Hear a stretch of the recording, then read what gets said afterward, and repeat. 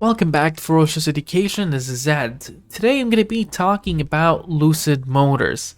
Now, I did talk about Lucid Motors a bit before, especially as well relating with CCIVs and the interactions between the two relating towards the reverse merger in previous videos.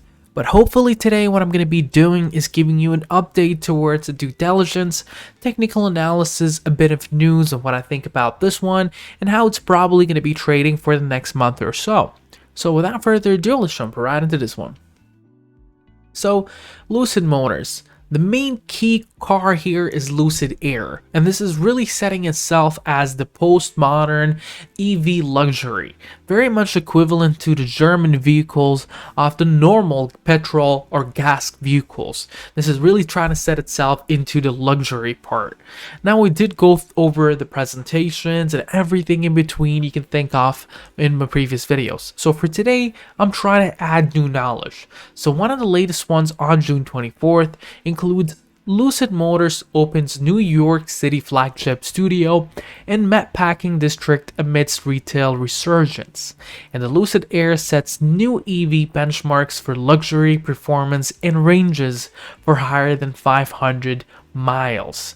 And in New York, as things go up back into the retail resurgence with things opening up, this one here is setting itself in the midst of a city that really tries to put itself into the most up-to-date luxury levels, and so it couldn't be a better market than New York, for instance, and perhaps of course others like Miami and San Francisco, etc. But at least we got one in New York in that sense. And Lucid kicks off grand opening of flagship New York City studio this week. Lucid accelerates manufacturing investments on the back of strong demand for Lucid Air and expected to be the first EV to offer over 500 miles off range, which is also again very huge.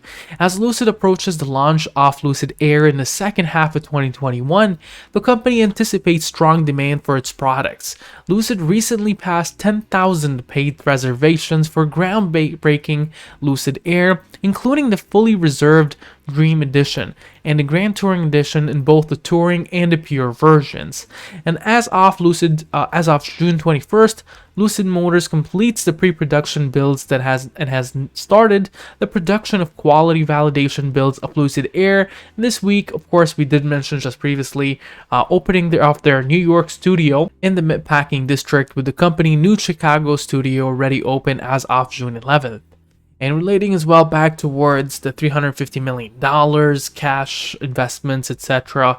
We've already covered those ones before, so let's move on as well to the next part. Just a quick reminder, Lucid Gravity is expected to be launched at least into the second half of 2023, with production should be increased somewhere around 2024. Now, on to a little bit of what we've seen recently. Lucid Air, or Lucid Motors, my bad. Remember how I did talk about that July 23rd closing? And some people in the comments said, hey, probably it's not there. That was an assumed closing that was actually put into all these PRs that we've seen in the SEC filing. And guess what? We noticed that the meeting vote will be on July 22nd, and there's no reason to think that that's not going to go through. And on July 23rd, you're going to have the new ticker Lucid that will be put out on 23rd, and the company will be LCID. Lucid Motors CCIV will be no longer. So that is exciting. On 23rd, we have an anticipated closing date, or an actual closing date that we can expect for it to be trading under NASDAQ under LCID. So once more, I was correct about this one. Very confident about the forecast as well in the future.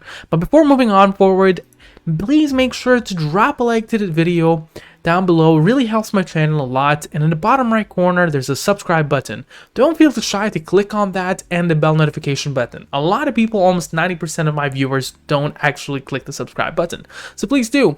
And if you'd like to see a bit more and talk to me a bit more, you can find in my Discord down in the description below. Going to the trading floor, you can at me any time of the day. I'll reply to it as soon as I can. It's a lot easier to find me on there than on my comment section. Now, a little bit into the institutional buyers. Institutions seems to be really active onto this one, adding in the month of May. However, June seems to be a little bit of a quiet time because we're not getting much of it other than GNOS Wealth Management adding almost around 7,000 shares on the 17th of June. But if you were to look into May, there was thousands and thousands of shares being added. Now, Citadel Advisors decreased their position by 42%, I believe around almost 2 million shares being thrown out of there at an average of 1660. So it was really sad to see it back in 21st of May, especially where the price point is right now at. They lost a lot of money on that. But nonetheless, I did share this one on my Discord and I want to just highlight it quickly here. This is the usual kind of play relating towards SPACs. And really what happened is that we jumped before even the letter of intent, we kind of jumped all the way up. Now the question is, was the first jump here or there? Because if it is, then we might actually get close to that first jump, or we might actually just continue on accumulating. Now, I don't think it's gonna drop past the ticker change. What I think is closer towards the July 2nd, which is coming in almost a month, or actually less than a month, you're going to start expecting a lot of volatility and the price point will increase at some point. I'll talk to this a bit more about that in the end of the video, so we can move on towards technical analysis and speculate from there on. So let's jump right into that. Now, from a technical analysis standpoint of view, the first thing that really catches my eyes is that the MACD is attempting a positive reversal, and that's definitely very bullish. Now, on the moving averages part, the 10 SMA is above the 30 EMA, which is bullish, and the price point is above the 200 SMA. Again, a very bullish part.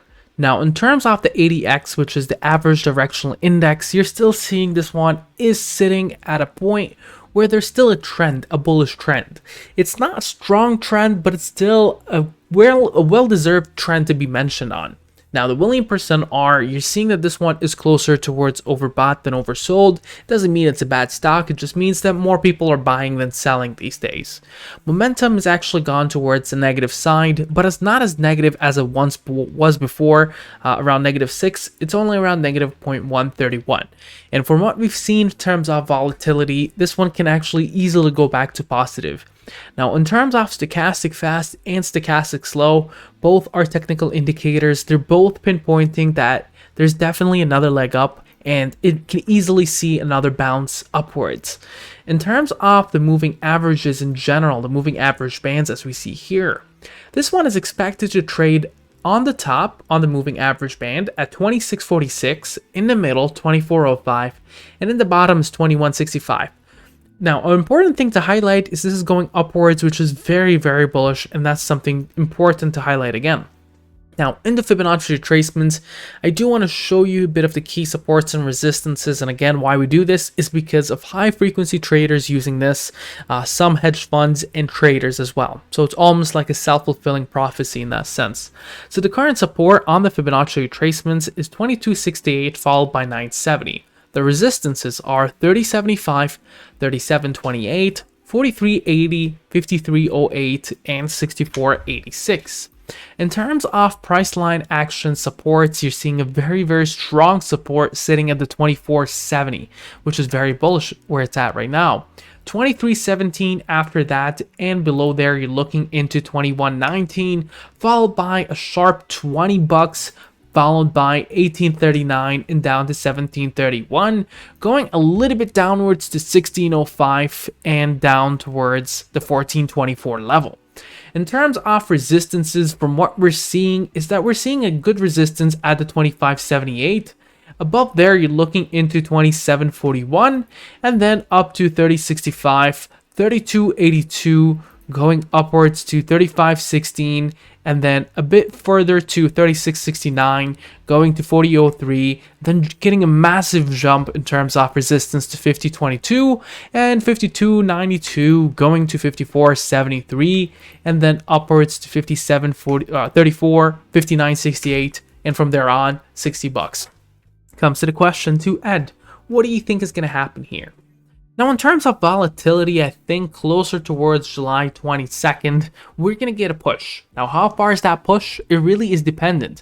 Keep an eye if you're looking at the 42 or 4021 level.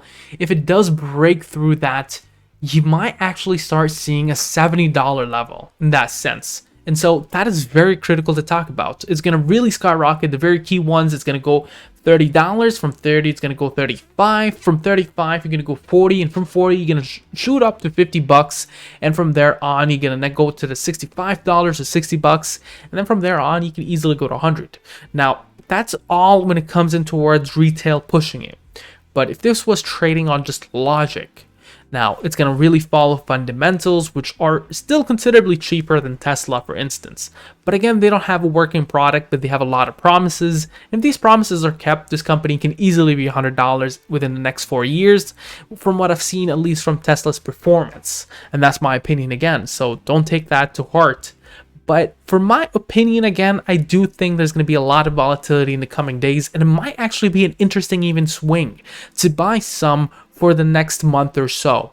Now, will it drop after the closing date?